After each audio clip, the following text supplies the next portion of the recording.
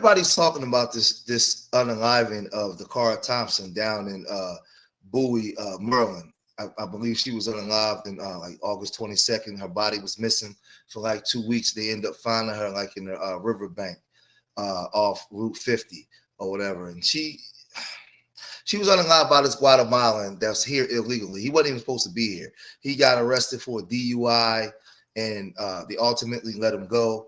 But I'm doing this video right now because the DA down there says some very interesting things, right? And the sad part is, a lot of these Democrats are so hell-bent on this immigration stuff, and they hate Donald Trump so much that I think what she did was very insensitive, and it was disrespectful to this family. And these are black people, and she didn't even care. And we're gonna go over this in this video because I really want you guys to see this. It was very insensitive in what she did and what she said in her investigation.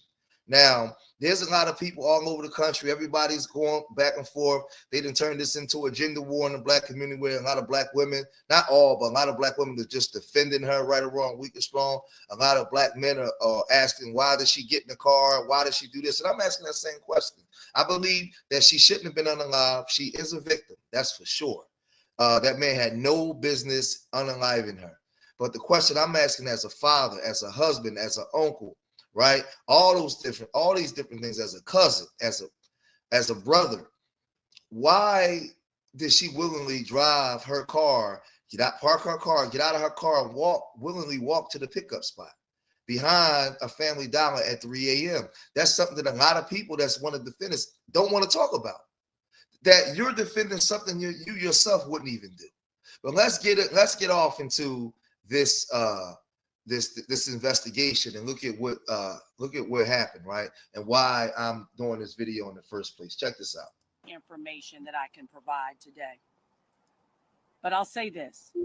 The goal of this office is to achieve justice for Dacara Thompson and for her family. And that goal requires that my office have the ability to fully investigate and to thoroughly review any and all evidence in this case in order to make a determination regarding the appropriate charges for indictment. In addition, this office's primary concern is not the legal status of the defendant, or frankly, of any other defendant. Let me stop right there. Because I want y'all to understand something. It's come out that this man was an illegal immigrant. And in this country, domestically, we already have issues, right? We already have a lot of unalivings and a lot of crime that go on just in America. So for somebody that wasn't even supposed to be here, right, that was here illegally based off these policies, for her to get up there and say that when we know that this is an illegal immigrant that's not supposed to be in this country, that actually unalived somebody, for her to do that, for the family lets you know that their agenda supersedes even the death of this young lady. They don't care nothing about her, right? Let's just keep, and I want y'all to understand it because I want y'all to pay attention, man, to what they're doing to us as a people. I don't care if you're Democrat, Republican, left or right, none of them care about us, man. Check this. So let's keep going. My concern is to hold accountable people who commit crimes against the residents of Prince George's County. My job is to hold accountable anyone who commits a crime in Prince George's County against, again, our residents. At this point, there is not much more than I can say other than, as the state's attorney, it is my job to ensure that the process is fair, that it is transparent and in full accordance with the law.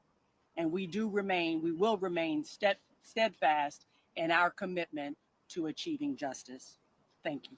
Are there any other suspects that you're looking at? Any other people possibly involved in this? Again, this case is under investigation, and so I cannot further comment as to the nature of any other suspects or any part of the investigation.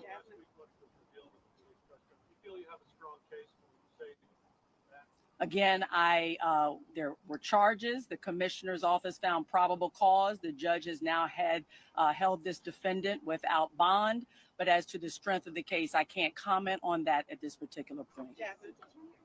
share what's next in indictment or in terms of the legal process? In terms of what's next, our office again has to thoroughly review not only the charges that were lodged against the defendant, but the evidence that the police have collected in this case and continue to investigate where necessary, along with all of our law enforcement partners. And we'll make a determination in short order as to the appropriateness of any charges and what those charges will be. And then we would present to the grand jury for indictment. Has there been a cause in manner? And you are a, I'm the mother of Dacara Thompson. What were your thoughts in being at the hearing today? And our hearts go out to you for your loss. I want y'all to pay attention and watch this. What do you want to say now that this justice process is moving forward? I would like to thank the PG County State's Attorney's Office for the great service that they've been providing. I just want justice served for my daughter. How are you guys doing? How's the family doing right now? Is as good as a family could be under these circumstances, so not so good. We're trying to maintain. tell us a little bit about your daughter. She was 19, just getting started, a young lady out of high school. Tell us Yes, about her, please. my daughter, she had just turned 19 years old prior to this unfortunate circumstance.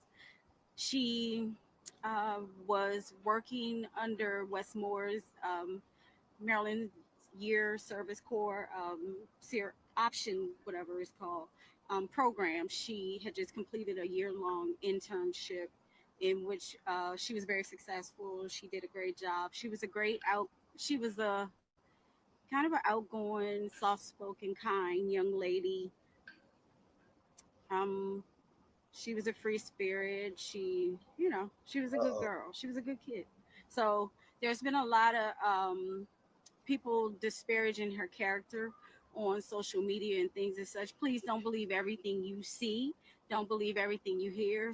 Out of respect for the family and us grieving, please, approach everything with grace. We would appreciate that. Ma'am, do you have any thoughts about this notion that this guy was arrested by Park Police and released back in April? Listen, y'all. I'm sorry, can you repeat that? Watch this. Mr. Mendez Yes. was arrested by the United States Park Police for drunk driving in April 25th on the BW Parkway. Mm-hmm. He was subsequently released. Mm-hmm. There was no check of his immigration status or anything like that. There were no warrants at the time, no detainer. Mm-hmm. But he was in federal custody, and then he was released. And he is in the country without proper documentation. And now they've filed. I'm very disappointed, finding that out now. She didn't know this. Because we may not be here today if they did what they were supposed to do. Watch this, y'all. Watch this. She ready to run interference. Let me again say that I just want to be clear, Look. and out of respect for the family as well, any questions regarding the nature of the investigation would be harmful to our investigation at this particular point. So I want to make sure that we don't delve into any of that information. I will say you asked a question earlier. As always, there'll be an autopsy that's performed. Now, let me say something. This DA came out and said that she didn't care nothing about his status. She didn't care. So the reporter asked the mom, did you know that this man was here illegally? Did you know that he was arrested and for DUI and was let go? And so she was saying she never knew anything about that. The DA didn't tell her nothing. The State Department didn't tell her nothing about that. So she's on here on the blind, believing that these people are her friends. They're not her friends. No, they're not telling her the truth because they're pushing this democratic policy stuff. Right? This woman saying, well, had they did their job, we wouldn't even be here in the first place. That's what she's saying. So now when the reporter asks her this, here comes the DA lady. She jumps right in, right? Because she was very insensitive when she started off by saying she doesn't care about his legal status. How you don't care about his legal status and you got a family right here, a mother standing right here and a father standing right here whose daughter just was unalived by a legal immigrant? Come on, y'all. Come on, man. Come on. As a part of the investigation. Last question, Katie. Carmen, and then a follow-up from Madam State's Attorney. The family often has to after a crime like this happens. Yes. The trauma as the case moves forward and the victims have to outlive the crime itself. The family prepares for what's about to happen in the coming months. The grueling work of retelling the story, working with investigators, everything that's to come. That's a tough question. That's a tough question because we know it's going to be extremely hard. We just ask that everybody pray for our strength through the process. So I'll say this, right? We gotta not just pray for strength. You guys gotta have knowledge as to what's going on. The reporter asked you a question that you had no knowledge of. You didn't know that this man was here illegally. You didn't know, and the police didn't tell you. Your daughter was unalived by a person that wasn't even supposed to be in the country in the first place. Guatemala flushed their toilet with this piece of trash, and he came here unalived your daughter, right? But there was the next door neighbor is breaking his silence, and he's speaking out on things that he heard and saw to Fox News, and he came online and he said this. And we start the 10 with a Fox 5 exclusive. A neighbor of the suspect accused of killing Dacara Thompson talking tonight about the suspicious behavior he says he saw from the suspect in the aftermath of her disappearance. And it comes on the same day that suspect appeared in the courtroom. Fox 5's Shamari Stone live tonight in Bowie with this exclusive. Shamari? Well, tonight, that neighbor tells me that he is shocked just days after this case unfolded. I want to show you how close he lives next to the suspect's house. You see right here, this is where the neighbor lives. And right here, this is the home where 35-year-old Hugo Hernandez Mendez lived. And police served a search warrant here at the suspect's house. They say they found blood stains, women's lingerie, hair from a wig consistent with one Dacara Thompson wore, and a fingernail that matches the one missing from Dacara's hand. Yeah, Shamari, I've lived next door to these people for years. Cody is breaking his silence after he says he talked to Prince George's County homicide detectives about the murder of 19-year-old Dacara Thompson. It is the first time I'm speaking publicly about this. Like I said, I live directly next door. I was 40 feet away from where the attack happened. Living next door to suspect 35-year-old Hugo Hernandez Mendez, the alleged illegal immigrant who police say killed Dacara Thompson inside his bedroom in this home in Bowie, Maryland. Cody tells me he stepped outside his house early morning on August 23rd and saw something burning in the suspect's backyard. The smell is different. It's not brush smell. It smells more like something you'd smell akin to like a trash burning or something like that. I would be willing to bet that they were burning evidence of some sort. I know that when I told the detectives this, I know that ash pile that was back there is no longer back there. And Cody wonders why Hernandez Mendez wasn't already in jail. ICE officials telling us he's in the country illegally. U.S. Park Police arrested him in April on a DUI, but for some reason he was released. Dacara Thompson's mother saying that's disappointing. I'm very disappointed, finding that out now, because we may not be here today if they did what they were supposed to do. Detectives say Dacara was seen on surveillance video entering the front passenger side of Hernandez Mendez's SUV in a parking lot on University Boulevard around 3 o'clock in the morning on August 23rd. Her father telling investigators she had texts saying she was going to get gas. Those were her last known whereabouts before her body was discovered off Route 50. An autopsy reveals Dacara had skull and facial fractures. Being 40 feet from a murder, it's something that you're never going to get used to. It's something that you're never going to be okay with. It's something you're never going to be comfortable with. And my heart goes out to her family. I can't even imagine. Now tonight, Hugo Hernandez Mendez is in jail without bond. His next court appearance is on October 8th. We reached out to ICE, U.S. Park Police, and Prince George's County Police, and we are waiting for them to get back to us. On the other side of the house, I just want to take the time real quick to show you the front. You can see there is a memorial that has grown. A woman around an hour ago dropped off some more balloons here. This is the community showing support for Dacara Thompson because this is where police say the murder happened. I'm Shamari Stone, and I'll continue to bring you the latest developments in this case. I'm in Bowie. Back to you. So let me say this and put emphasis on it, right? This lady was not made aware that this man was an illegal immigrant. She was not made aware that Guatemala flushed their toilet with this scum and trash, and they flushed their toilet. There was another woman, Lincoln Riley. She was also unalived. There was a couple people that's been unalived by this scum and trash that's coming to our country, right, under democratic policies, right? They just open up the floodgates and let them all run in, right? And this is the thing. This lady, this police officer, this DA or state police, whatever she is, she was very disrespectful to the family. But some of y'all so stupid, y'all won't even get it. And when that reporter asked the question, she ran interference real quick. But she made it emphatically clear that she doesn't care about his status. She just cares about the crime that was committed. Well, there's people that commit crime in America every day. But those people that do that, unfortunately, are U.S. citizens. This person wasn't supposed to be here in the first place. And that's why the mother said, well, if they would have did their job, maybe we wouldn't be here. My daughter would still be alive.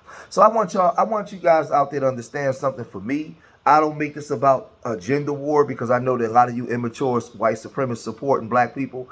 You come on here with your emotional tirades, and you commit verbal genocide on each other, and you take sides. The black woman can do no wrong, and the black man can do no wrong. And if you speak out the obvious, you're criticizing the black woman, or no, listen. The question that I'm asking is, I see the video of this girl at 3 a.m. getting out of her car,